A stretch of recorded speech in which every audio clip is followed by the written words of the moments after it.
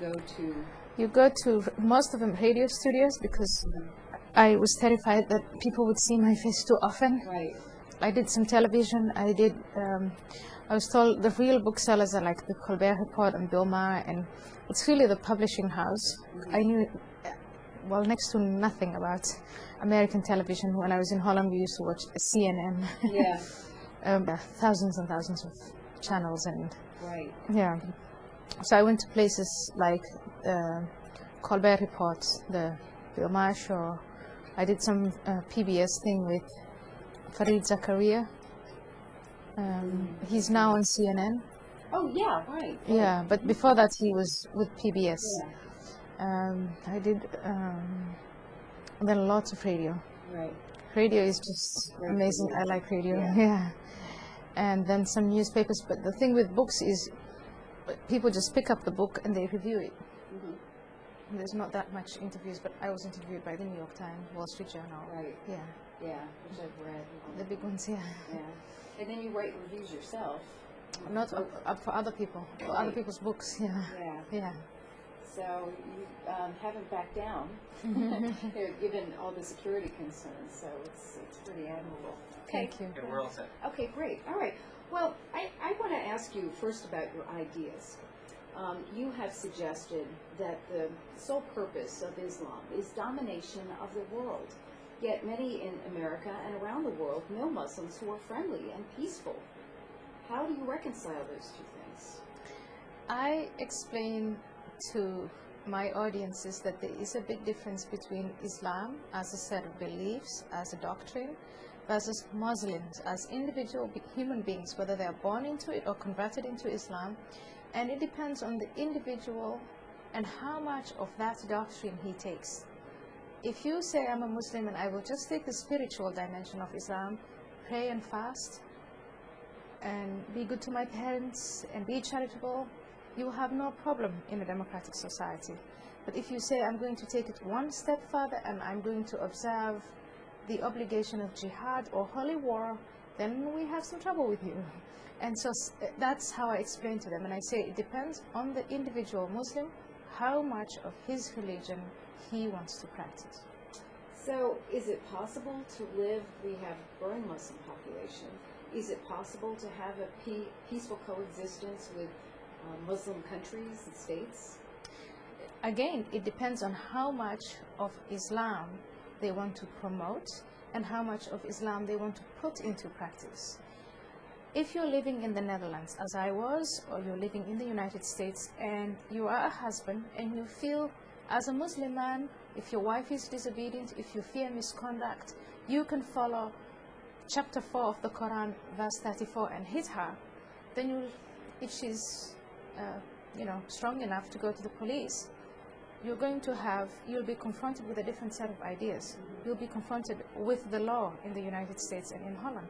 And that practicing that part of your religion is not going to work. It's going to lead to conflict. It's going to lead to people talking about it. And you might feel insulted. You might feel that your religion is not respected.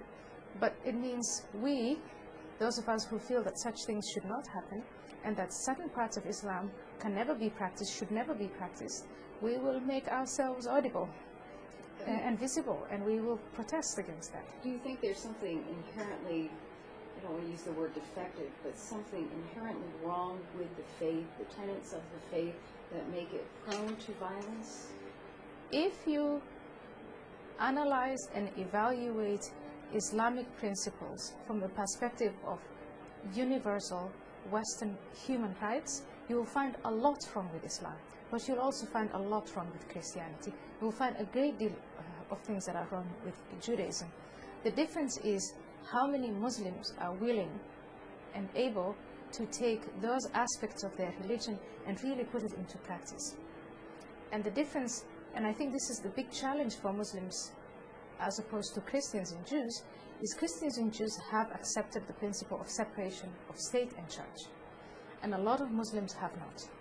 God is still the lawgiver. One must follow the moral framework of the Prophet Muhammad, and that's where the confusion starts. Do you suppose that the peaceful Muslims the ones who practice the peaceful tenets of the faith, have spoken out enough against the radical factions, the ones that promote violence? They have spoken out, but they have not spoken out enough about it. I want to remind your viewers about the drawings, cartoon drawings in Denmark. I want to remind about them the story that the Quran was flushed down the toilet that Newsweek brought, something like that. The remarks made by the Pope in 2006, 2007. The reaction from Muslims was well organized, it was articulate, it was sometimes violent, and it was all about, you cannot insult our religion, we feel offended by it. Now go back to the number of times that in the name of Islam, in the name of the Prophet Muhammad, people have been killed. Madrid blowing up the trains, London blowing up the trains, the 11th of September 2001, and the latest, the killings in Mumbai, in the hotels, all in the name of Islam. And where is the organized Muslim sentiment? Where is the outrage from Muslims saying, don't do this in our religion? Where is that? Where are the governments? Where are the ambassadors? I made a film, I made remarks about the Prophet Muhammad in 2003. My party leader was visited by 4 ambassadors. What happened now? Where are they? So, and this is there's a pattern to it. Every time violence is carried out in the name of Muhammad, it's complete silence. Every time there's a drawing, there's a Sudanese woman who, a British woman in Sudan who asked her class, what should I call a teddy bear? And the class voted Muhammad. And she has to be flogged, and she has to be, and all of that, and non-Muslim outrage. I think that's, yeah. Why do you suppose there has not been any terrorist attack in the U.S. since 2001? Because it was a priority of the Bush administration after those attacks that no such attack would take place in the United States. And I think there's been a lot of criticism on President Bush, but this goal he achieved. And I hope that the next administration takes it, maintains that achievement. I think people walk up to it. The intelligence agencies, security measures have been put in place that have limited all of our liberties. And I don't agree with all of the measurements, but I have decided to hold on to my criticism as long as I don't have a better idea. So when you say, let's close Guantanamo, then in my head I'm trying to figure out, where will we put those prisoners? I don't have an option, so I just think I'll better just shut up until. So you're being open-minded, because there is this growing sentiment that the problem's over. Well, the problem is not over. The problem is not over. I think if we go back to that complacent mood that just because we elected a president who's liked by other people outside of the world, that the problem of radical Islamic terrorism is over, that would be foolish, it would be suicidal, and it would take things from... the relationship between the West and Islam is very tense now. But that complacency will take it to a new level of tension if we ignore and if we pretend that the problems are solved. Okay. I want to ask you a few more questions about your life, and then I'll let you go. Is it easier to live in the U.S. than the Netherlands? Well, probably very yes in your eyes. Yes, it is much easier for me to live in the United States than to live in the Netherlands. The United States is bigger, so I have protection, but I have so much space within that protection. But also I feel like the debate in the United States is more serious.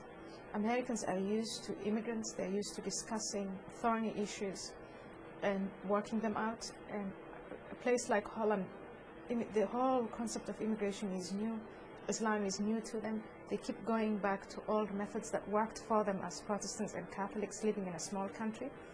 And they haven't quite figured out how to deal with their immigrants. So what you see in the Netherlands is someone like me or another politician or another thinker will start the subject on a conflict that we're all having in society.